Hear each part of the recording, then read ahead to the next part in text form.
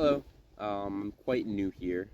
I'm just gonna do a quick little demo of Edgar Allan Poe's The Raven. Alright, thank you very much, and I hope you enjoy. One of my favorite poems I memorized thanks to The Simpsons Treehouse of Horrors, episode 1. So good. Alright, The Raven. Once upon a midnight dreary, while I pondered, weak and weary, over many a quaint and curious volume of forgotten lore. While I nodded, nearly napping, suddenly there came a tapping, of someone gently rapping at my chamber door. "'Tis some visitor," I muttered, "tapping at my chamber door. Only this and nothing more." Distinctly I remember it was in the bleak December, and each separate dying ember wrought its ghost upon the floor.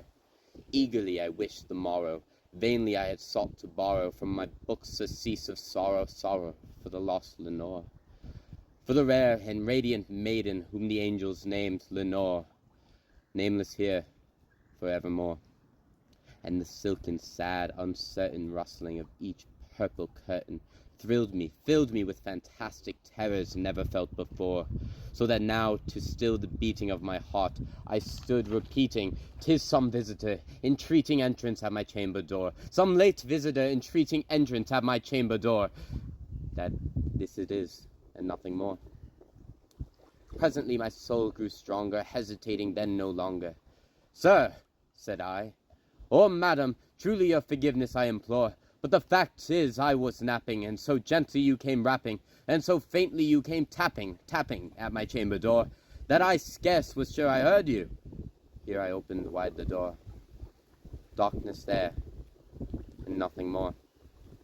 Deep into that darkness, peering long I stood there, wondering, fearing, doubting, dreaming dreams no mortal ever dared to dream before, but the silence was unbroken, and the stillness gave no token, and the only word there spoken was the whispered word, "Lenore." This I whispered, and an echo murmured back the word, "Lenore," merely this, and nothing more. Back into the chamber turning, all my soul within me burning. Soon again I heard a tapping somewhat louder than before. "Surely," said I, "surely that is something at my window lattice. Let me see, then, what there it is, and this mystery explore. Let my heart be still a moment, and this mystery explore. 'Tis the wind, and nothing more." Open here I flung the shutter, when with many a flirt and flutter in there stepped a stately raven of the saintly days of yore. Not the least obeisance made he, not a minute stopped or stayed he, but with mine of lord or lady perched upon my chamber door, perched upon a bust of Pallas just above my chamber door, perched and sat, and nothing more. Then this ebony bird, beguiling my sad fancy into smiling, by the grave and stern decorum of the countenance it wore. "Though thy crest be shorn and shaven, thou," I said, "art sure no craven? Ghastly, grim, and ancient raven, wandering from the nightly shore, tell me what thy lordly name is on the night's Plutonian shore." Quoth the raven, "Nevermore." Much I marveled this ungainly fowl to hear discourse so plainly, though its answer little meaning, little relevancy it bore, for we cannot help agreeing that no living human being ever yet was blessed with seeing birds above his chamber door, bird or beast upon the sculptured bust upon his chamber door, with such name as Nevermore. But the raven, sitting lonely on the placid bust, spoke only that one word, as his soul in that one word he did outpour.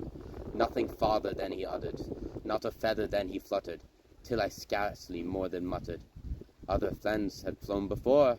On the morrow he will leave me, as my hopes have flown before." Then the bird said, "Nevermore," startled at the stillness broken by reply so aptly spoken. "Doubtless," said I, "what it utters is its only stock and store, caught from some unhappy master whom unmerciful disaster followed fast and followed faster till his songs one burden bore, till the dirges of his hope that melancholy burden bore of never, nevermore." But the raven, still beguiling my sad fancy into smiling, Straight I wheeled a cushioned seat in front of the bird, and bussed and o'er. Then upon the velvet sinking I betook myself to linking, fancy unto fancy, thinking what this ominous bird of yore, what this grim, ungainly, ghastly, gaunt, and ominous bird of yore meant in croaking. Nevermore. This I sat engaged in guessing, but no syllable expressing to the fowl whose fiery eyes now burned into my bosom's core. This and more I sat divining, with my head at ease reclining on the cushion's velvet lining that the lamplight gloated o'er, but whose velvet violet lining with the lamplight floating o'er she shall press, nevermore. Then methought the air grew denser, perfumed from an unseen censer, swung by seraphim, whose footfalls tinkled on the tufted floor. Wretch, I cried, thy God hath lent thee by these angels, he hath sent thee respite, and repent from thy memories of Lenore. Quaff, oh quaff this kind nepenthe, and forget this lost Lenore. Quoth the raven, nevermore.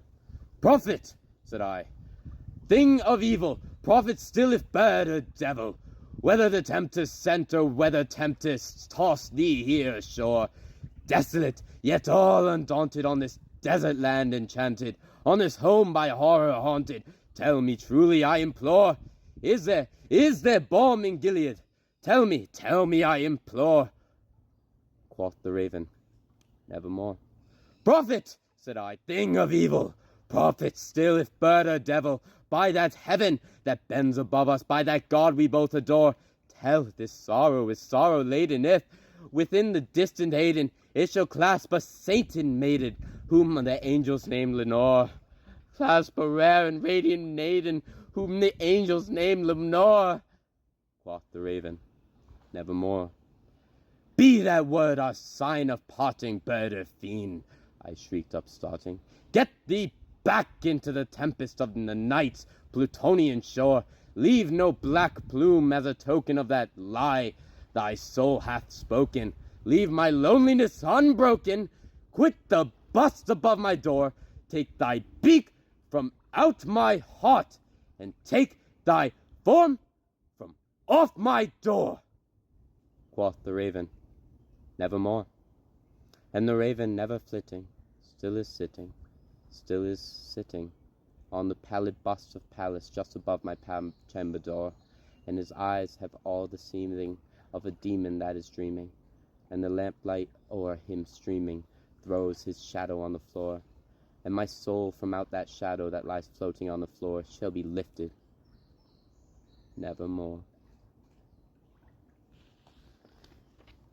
Thank you. That was The Raven by Edgar Allan Poe. So much fun. Alright, I hope y'all have a great day. Thank you very much for joining in.